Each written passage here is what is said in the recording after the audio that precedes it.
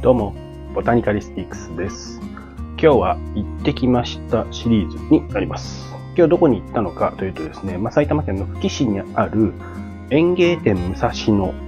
武蔵野花壇って呼んだりもするんだけど、というね、お店に行ってきました。で、このお店なんですけど、僕ね、フィカスロイを初めて見たのがこのお店で、それにね、割とね、回数もね、重ねてね、行っててね、結構思い入れのあるお店なんですよ。それこそね、僕が観葉植物を好きになり始めた頃からね、結構ね、何回も訪れてるんでね、すごく好きなお店。ただ、もうすごいしばらくぶり、久しぶりの訪問になりましたね。なんせ僕も育ててくれたお店みたいなもんなんで、割とね、客観的に見てなかったんだけど、それからね、僕もいろんなお店行くようになって、このお店がね、ちょっと他と違うんだなっていうのを、最近気づけてきたっていう、そういった話もしようかなと思ってます。早速ね、このお店の特徴なんだけど、まずね、掘り出し物率が高い。お店自体は、こう入ってね、プルメリアとかそういうのはここにあって、右に行くと、ハウスの入り口になってるんだけどね、ハウスもなんかこう、何段階かこ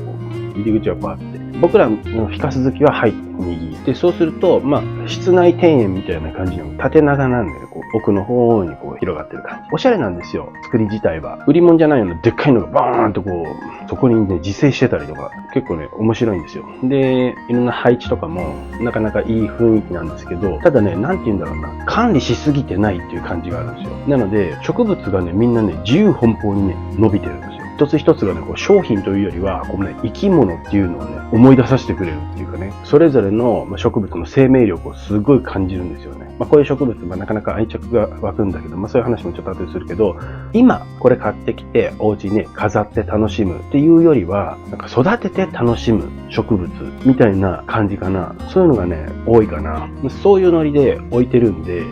たまにね、レア物があっても、全然埋もれちゃってんの。一生懸命探さないと見つからないんだけど、一生懸命探すと、レア物たまにいるんですよ。レア物の置いてる率っていうのは、そんな高くないかもしれないけどね。でも、よく探した方がいいですよ。おーみたいな。こんなところにあるみたいな。これ売り物みたいな感じの顔して置いてあるんですよ。それがちょっと面白いんですけど。そういう意味では、逆のね、悪い意味でという意味では、植物にね、放任主義的に自由に育ってるって言うといいんですけど、逆に言うと、ちょっと放置気味なんですよ。なので、管理はちょっと雑っぽく感じるかもしれないね。管理がちょっと甘くて、状態は必ずしもいいとは言えないですね。悪い見方するとそういう感じかな。だからね、僕が最初に出会ったロイとかも、言ったらフィカスロイなんてレアもんなんだけど、そこにボーンって、もう自由に育った感じでいるんですよ。で、それでさらに値段見ると、こんな値段でいいのみたいで、その頃は僕ね、まだね、初心者だったから分からなかったんだけど、その値段が安いということはね。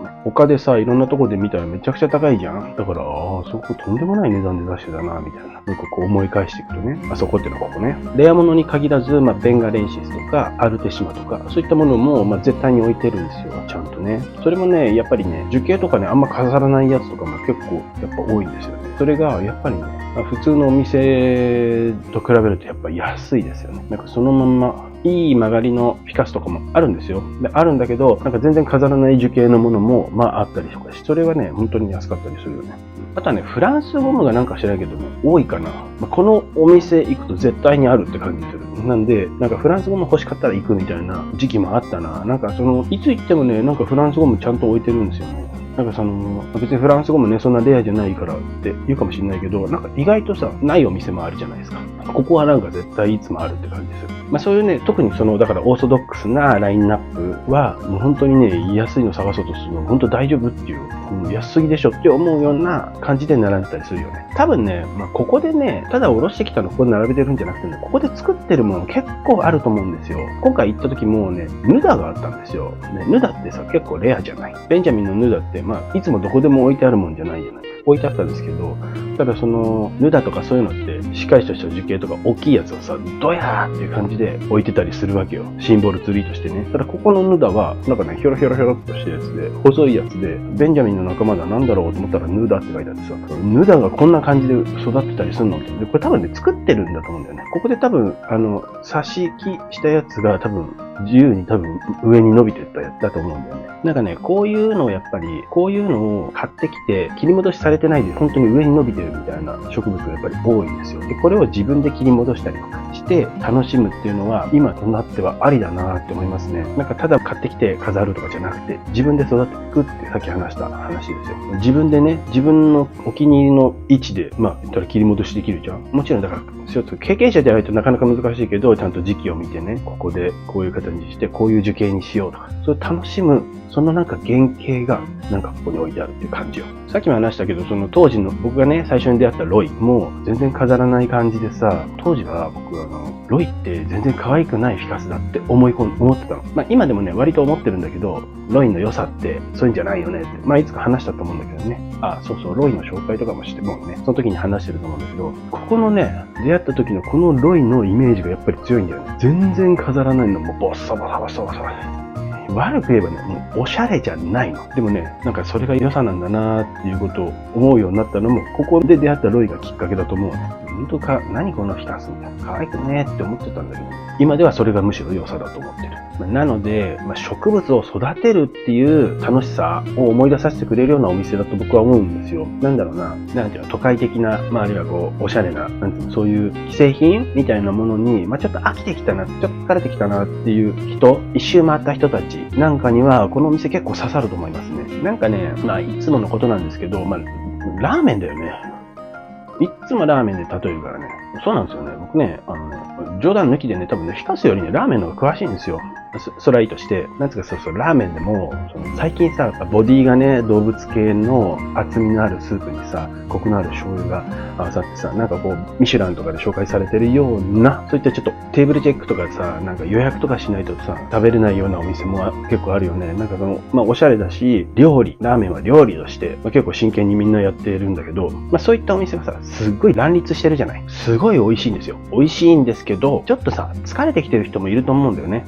ラーメンってこういうんだっけみたいな。で、ちょっと立ち止まっちゃったりしてる人も、いると思うんですよ。そういうこともあって、ノスラーみたいなものも、流行ったり、チャン系のね、ああいうちょっとなんか、解雇主義的な、ああいうものを、お客さん求めたりするようになってると思うんですけどね。東京だとなんだろうね。例えばこう、それこそね、古くからの老舗とかもさ、再評価したい。例えば東京だったら栄屋ミルクホールとかさ、あと神奈川だったら、南京亭とかかな。埼玉なら、大宮のね、食堂たまりとかありますよね。栃木だったら一品校、群馬だったらなんだ、宮古食堂、千葉は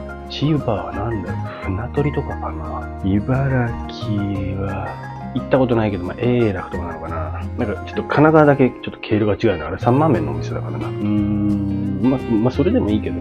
神奈川って昔からもともとね、洗練されてるんですよ。そのラーメンがね。だからそうだな、違うとかにあった高瀬とかもうないんだっけ。僕結構好きだったんだけど。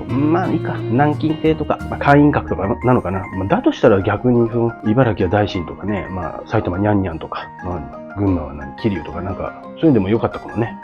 ちょっとラーメンの話はいいんですよ。もう、ラーメンはもういいや。やめよう。そんなんで、例えばだからね、かっこよすぎる。ちょっと表現は正しいかわかんないけど、かっこよすぎるフィカスとかに飽きたら、飾らないね、フィカスをね、もう自分色に育てたいというね、そういうね、フェーズに、来た掘り出し物もあるし、ぜひね、ここにね、足を運んでみてもいいんじゃないかなって僕は思いますね。僕のお気に入りのお店なんですよ。僕の思い入れのあるお店。武蔵野花壇、園芸店武蔵野。今日ね、昨日、ちょっと週末ね、すごい久々に今行ってきましたので、その報告の動画でした。今日はそんな感じかな。ちょっとなんかでも切り戻しとか、そうね、の話もちょっとまた今度したいな。いいや。今日はそんな感じで、ではまた。